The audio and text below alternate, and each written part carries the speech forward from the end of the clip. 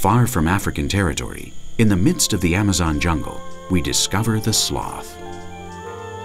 Although they are almost completely different from the chameleons, they share certain characteristics. They are extremely slow, and like them, hands and feet are designed to grip branches as if they were pliers.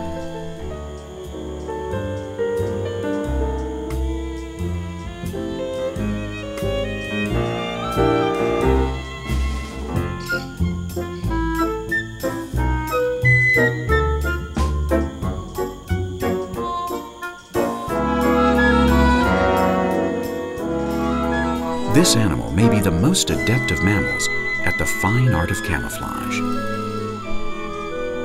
Its dense and long mane falls on its back, with a very different design from that of all other mammals.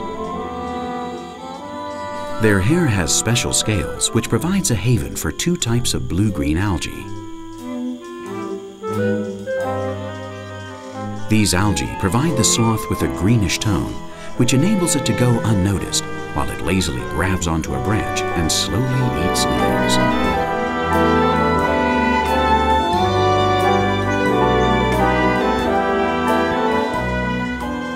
This dense mass of hair is also home to beetles, moths, and different ticks. It is in itself one of the most curious and exclusive ecosystems in the jungle.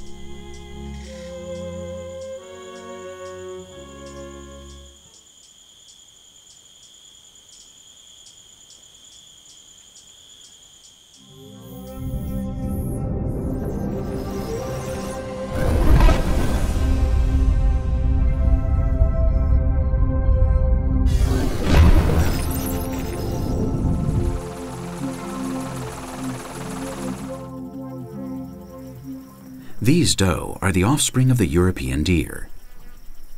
When they're born, their best defense is their ability to hide and be quiet. Their bodies are void of any odor and are colored in such a way as to blend into the surroundings. Their cinnamon-colored skin is full of white spots, which break the uniformity of the fur. As they grow, they lose this protection, but become much faster and better at reacting quickly. Potential prey, as well as hunters, use the tactic of the spotted or speckled skin. It's a game of life or death, in which the player with the best camouflage has the biggest prize to win.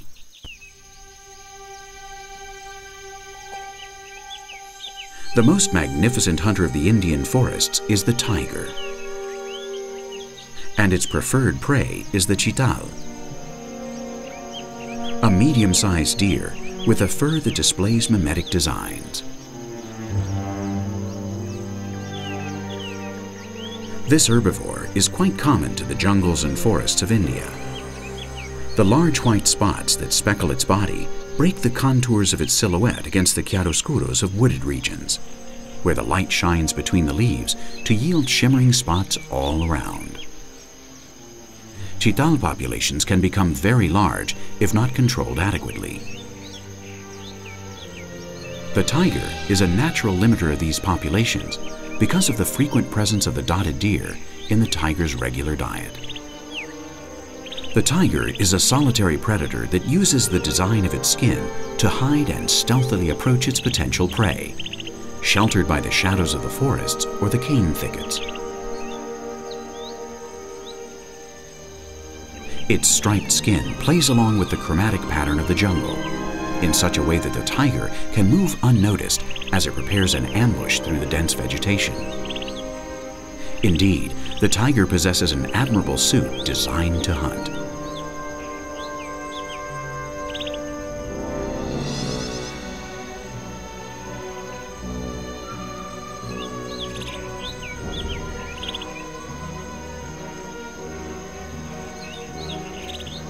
With patience, stealth, and its perfect outfit, the tiger is able to place itself at the right distance to perform a successful attack.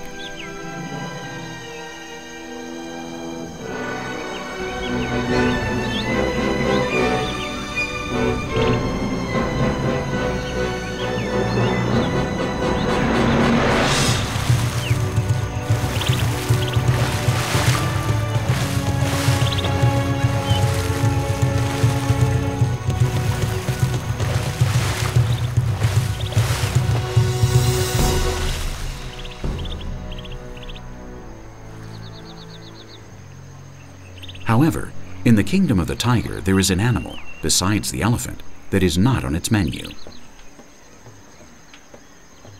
It's the rhinoceros of the Indian jungles.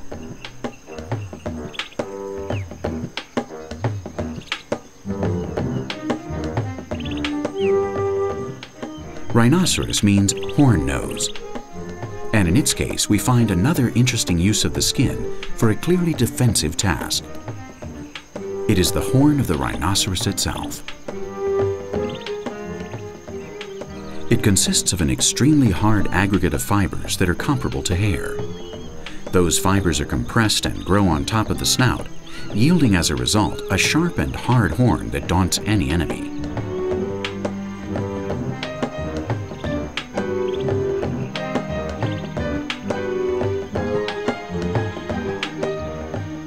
On top of having this powerful weapon, the rhinoceros is also corpulent, and it has a flexible and cuirassed skin similar to an armor, which is formed of jointed layers that cover its large body. We can easily understand why the tigers don't waste time in attacking them.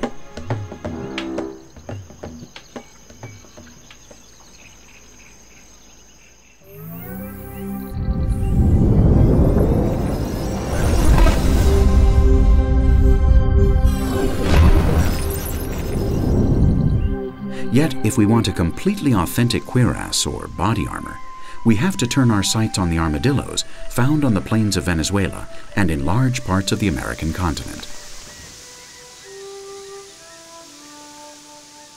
The armadillos have taken the technique of the armor to the limit of perfection within the scope of mammals.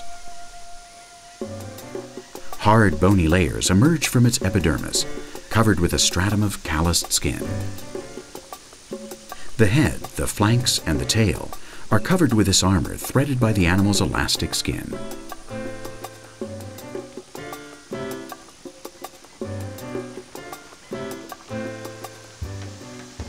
Its cuirass is highly effective in protecting it against the thorny plants on the paths it usually travels, but it also protects it from some of its numerous attackers.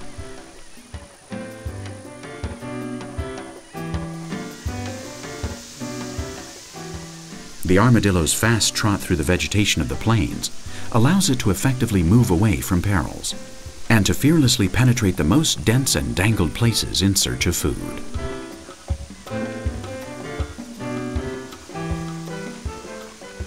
Its cuirassed outfit is a light armor that is quite versatile for such activities. Some of the most distant relatives of the small armadillos reached enormous sizes. Their cuirass was so hard and so large that the ancient Americans used them as shelters.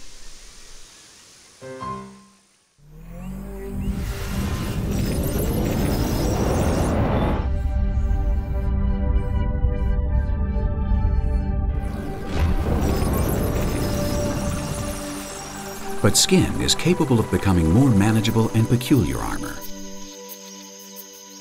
The hair of hedgehogs or porcupines has been converted into a high-tech suit. Their thick hair is an inimitable spiny armor. However, even though their suits may have a similar appearance, they belong to very different groups. Porcupines inhabit regions in America and are authentic rodents related to guinea pigs. Hedgehogs, on the other hand, are insectivores and inhabit regions of the Old World.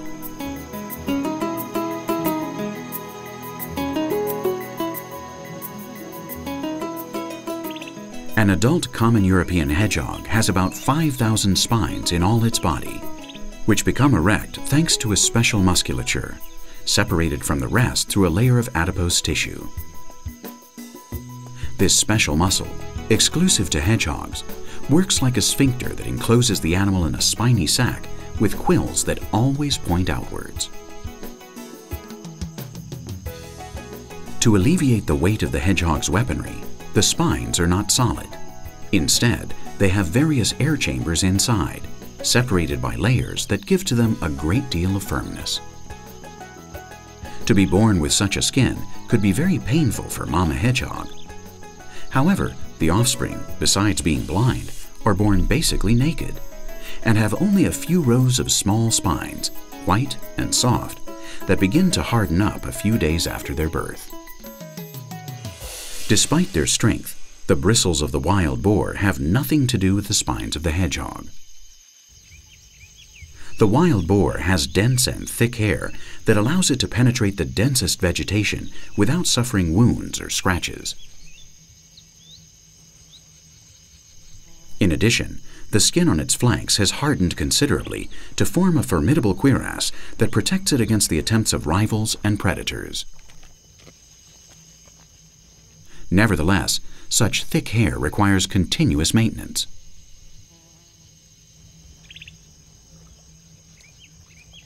In larger or smaller amounts, all mammals have to take care of their skin to remain healthy and lustrous.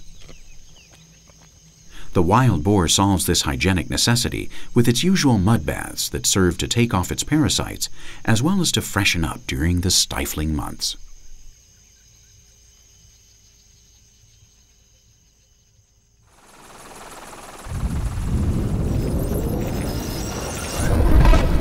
We can find this habitat also in the middle of Africa.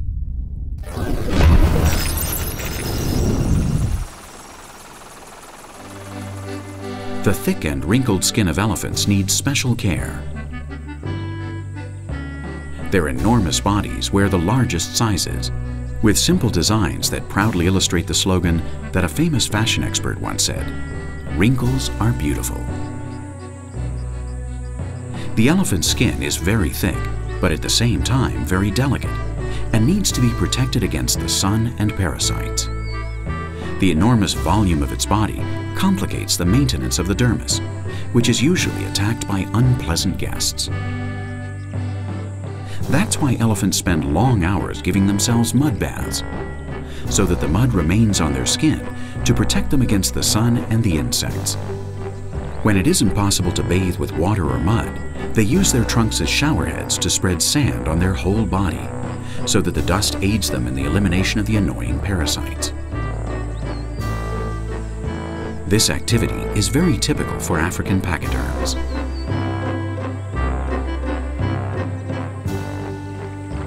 Besides needing abundant water to take care of their skin, elephants need water to survive. In a single day, they need to drink between 80 and 160 liters of water. They can drink such an amount of liquid in less than 5 minutes.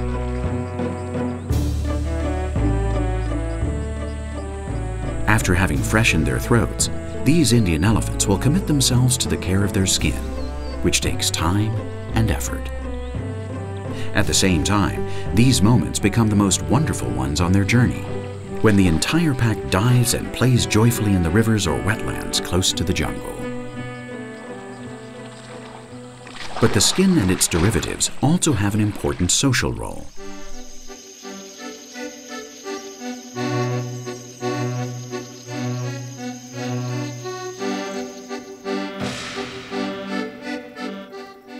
Besides serving suitors to seduce their lovers, certain shapes and designs serve to make the herds cohesive, to indicate who's the boss of the herd and their hierarchy, or to emit visual signals that warn their kind about the existence of some danger. Perhaps no animal has been able to find a suit for every place and occasion like human beings.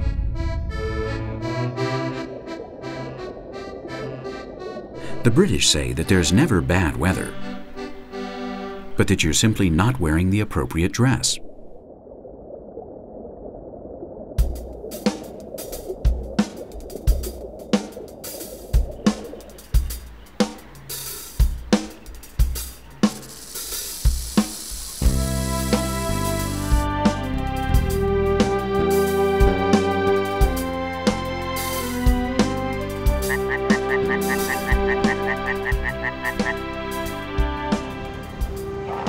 Humanity has created suits and dresses to seduce the world, to control it,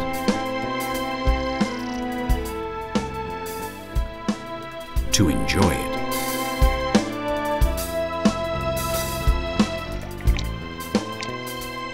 Or to exploit it in the most diverse manners. Despite often appearing amazing and unbelievable, in many cases, those suits and dresses are no more than an imitation of the designs that are exhibited on the wonderful catwalk of nature.